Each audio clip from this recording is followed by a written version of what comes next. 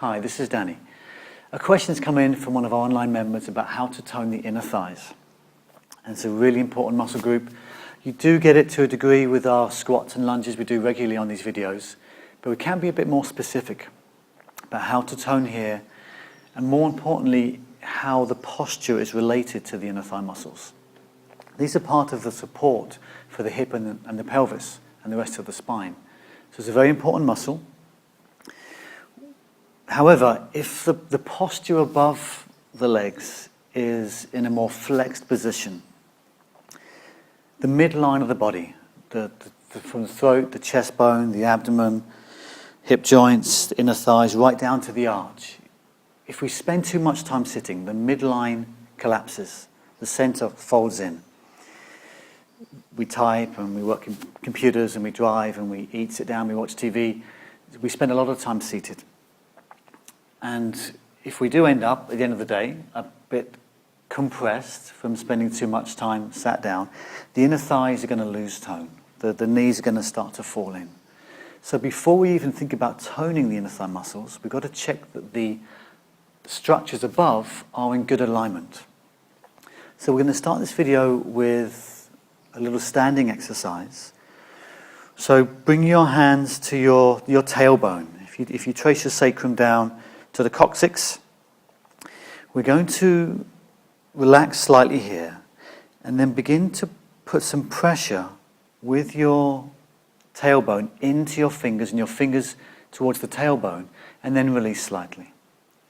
So your coccyx is pushing backwards and slightly upwards as you inhale, and then relax down. So this is the midline from the back. We're working on the pelvis here, rising and then softening. And you're using your fingertips as a little like a dumbbell, a little pressure point, something to add resistance. And you'll notice the spine begins to extend. So as the pelvis pushes back and the tail pushes back, your back starts to extend and the chest bone starts to rise. So you're beginning to extend and then relax. I'm pushing into the feet here, inhaling to come up, exhaling to relax. So push your feet down, let the tail push up and back, and begin that extension phase of this movement. Let's carry on with the hands around the chest bone more. So the top of that, or even the upper ribs here, the top of that movement, apply a little pressure down with your fingertips to let these upper ribs and the chest bone begin to extend. So the tail's still pushing back. Now the chest bone and these upper ribs have something to push in to rise up, and releasing on the out breath. Push the feet down, push the tail back, push these upper ribs up, let the chin rise, exhaling down, connecting to the ground, tail up, chest bone up, the abs get nice and lengthened, throat gets lengthened, and now just release to the center. Just a little bit with both hands. So one hand on the tail, one hand on the chest bone, and then push down, knees begin to straighten, tail back, chest up, and then release. So we're countering what happens when we sit too much, which is this position.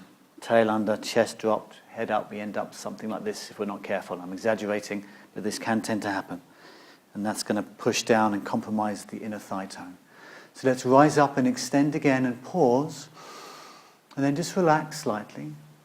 Find a rested midpoint. And let's just check in with that. Just relax your arms, close your eyes if you like, and notice your alignment. Without any effort, have that slight sense that the tail is slightly up and that the upper ribs and the upper chest bone are slightly up.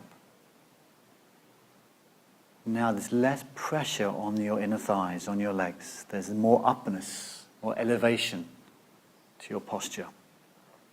Let's take that to a single leg exercise.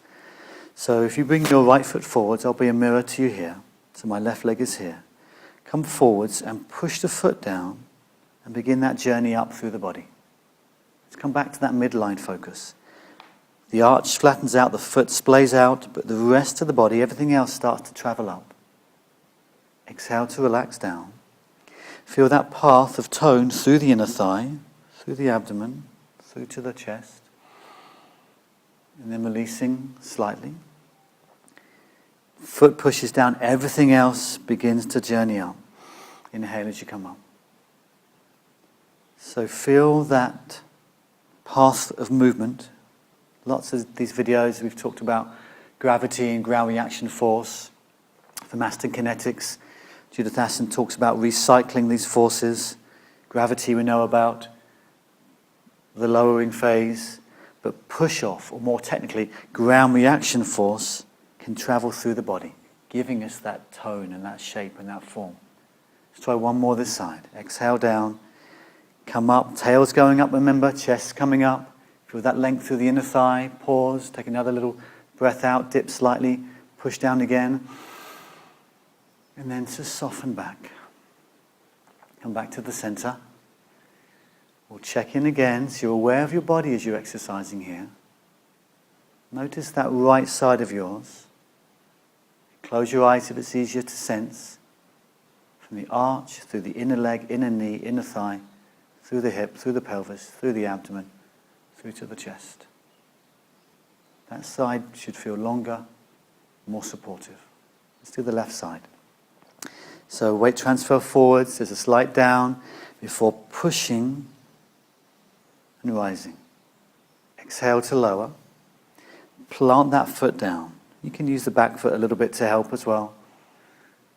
Remember, as you're flexing here, that's the exhale phase. Foot pushes down, knee straightens, good length through the inner thigh, through the hip, through the abdomen, through the chest. Look up slightly. Exhaling. Foot down. Everything else begins to travel up. Let's do a couple more here. Midline support, midline tone. Through the spine, through the abdomen, through the chest. Starts at the foot. Push down, that journey travels through, that ground reaction force travels through. Little dip, push again. Get nice and tall. And then just ease back to center. Let's stand again. And now notice your alignment. The support from the legs, the middle of your body, having that sense of upflow. So you can rest into that tone. And that support is there at the inner legs. That tone is there. So let's now take this to a more specific exercise for toning the inner thigh. We'll do a nice Aston Toning exercise. Now, there are many exercises you can do to tone the inner thighs. Squeezing the knees or squeezing a ball between the knees. These are fine, they work. We've done the most important part, which is the standing tone, the standing alignment, because we spend most of our times vertical, so lying down for all of our toning isn't as functional for daily life. If you have a thick Aston wedge, then this is great for this. If not, you can make a makeshift wedge. If you fold a towel and then just stagger it slightly, then you get a similar kind of triangular shape. So this is going to go under the pelvis to help keep more neutral. If the leg is in the air, then you'll see there's a slight kink in the body. And we really want to tone in length. So using a cushion underneath here can help with that, or the towel is just fine. Before we lift, let's push into the ground. So we're going to get some tone in the body. I've got 4 contact points here. The lower part of the triceps, and the mid triceps there, and both feet, and then soften, and just gently push down into your elbows and feet. Let's take the left leg out. And if you want to watch a few of these, feel free to watch before you join in. We're creating a slight scoop. Left foot's turned out a bit to the left, and we're creating a little bit of a quarter circle here. So join in when ready. Use the elbows to support. Check your back's not overly arched, and you're not trying to tuck under. Just find a natural position with your back.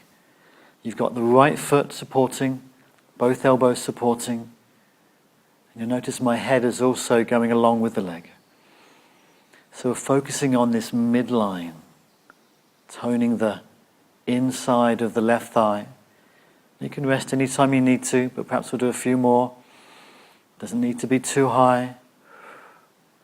After a while, fatigue begins to set in. It's a nice smooth way of toning these muscles. Okay, I'm going to bring my knee in this time. I'm going to gently loop that knee into the body. Slowly relax there. And we'll change over. So you can plant that foot down. Practice pushing down into the ground. This gently engages the upper body and the abdomen without any pressure. And as you push down, let's float the right leg up and out. And begin this nice scooping motion. And with all these techniques, there's never an isolation to one body part. In life, you can't just move one arm or one leg when you're moving around your house or your office. So the head is moving, the pelvis is rocking slightly, the other leg's allowed to move. I'm using the left foot and both elbows to help. So I encourage you to keep using your contact points. Take some nice breaths here. Toning these inner thigh muscles, right leg. Start to get a bit of fatigue in that area. Then add one or two more. You can always come back for a second set later if you want to. Then when you're ready, just release that knee in. Just going to slide out the cushion there. You can bring the knees up. Little massage for the back there. Okay, release the legs down. Perhaps just have a light shake out. And then in your own time, make your way back to sit. Okay, great. So there's a nice little video about toning these muscles, keeping them strong, keeping them supportive, and also remembering that it comes from the posture. So if the midline is dropped and the posture's collapsed, then these get compressed and they get lower tone. So pushing down into the ground with the feet, or right now I'm pushing into my sit bones, helps keep the upper body in that nice toned length. And there's less pressure here, and that will help to keep these toned and in length as well. Thanks for watching. If you've enjoyed the video, please share with your friends and family, and we'll see you online again soon. Bye for now.